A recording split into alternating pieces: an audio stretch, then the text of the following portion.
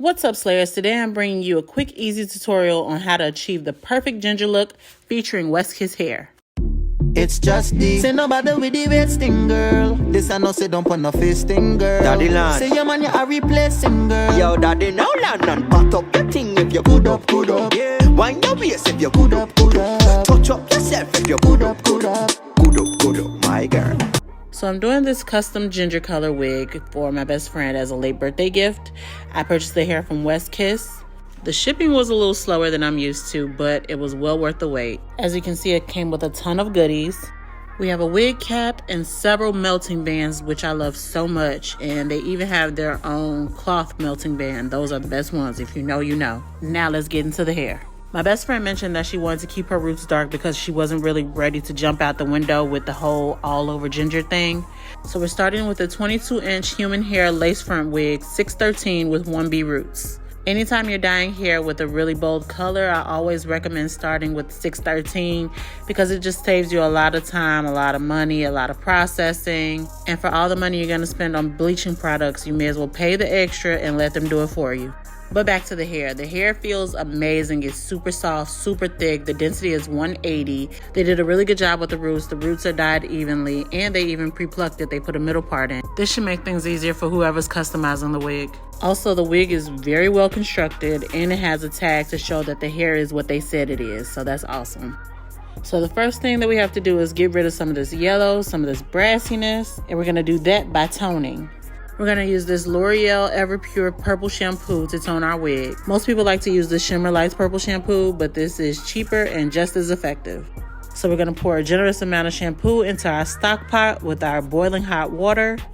Going to give that a good stir. Then we're going to start to slowly dip our hair into the pot from end to root. You don't need to do the roots because they're already black. If you so happen to get some on the roots, that's fine because it's not going to change the color. You just want to keep dipping it until you see that yellow lift up off that hair. So as you can see, the yellow came off pretty quickly. So now we can move on to shampooing.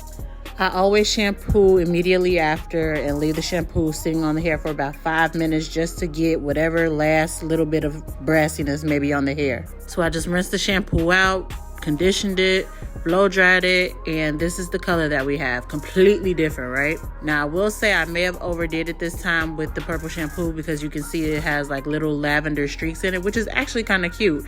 If I wanted to, I could wear it like this, or she could wear it like this, but yeah, it has a little bit of purple in there, but it doesn't matter because it's all getting covered up. I just want you guys to be wary of this because if you're working with lighter or pastel colors, it could potentially shine through. So if that's the case, then you definitely want to make sure you use less shampoo.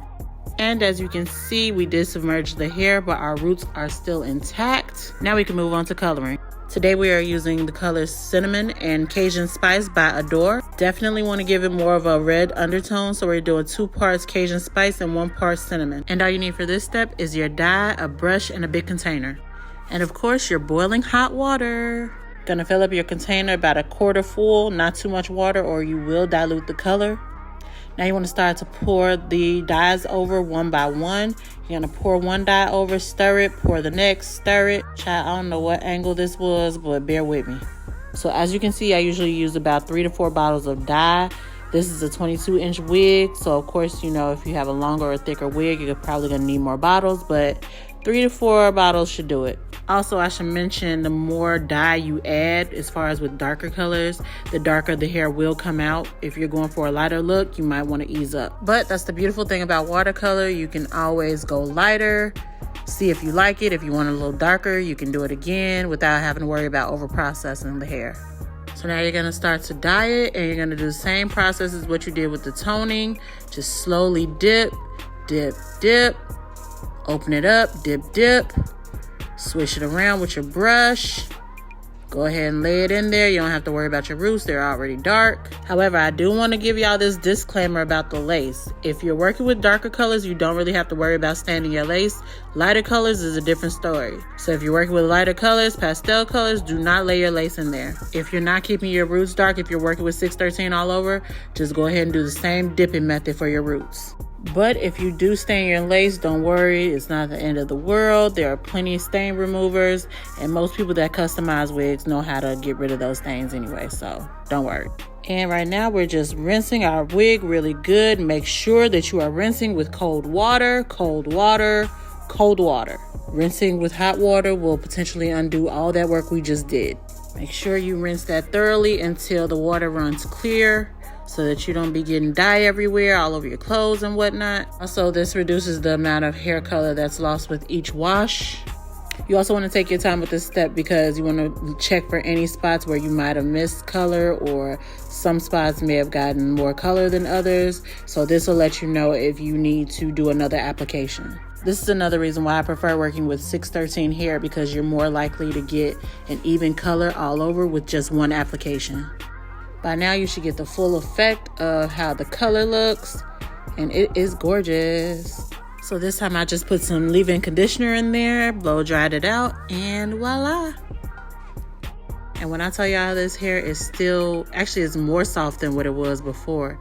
It is soft, it is beautiful, it's still thick, it maintained its integrity, and I am so excited for her to get this installed and wear it on her trip. I want to thank you guys so much for tuning in. Comment below, let me know what else you guys want to see tutorials on. I said that I'm going to do more tutorials this year, and yeah, I'll see you next time. Yeah, you forget the big life. Say money they a bucket for the big life. Come let me fill the socket with the big light. Yeah, I me bruise, cause you tight.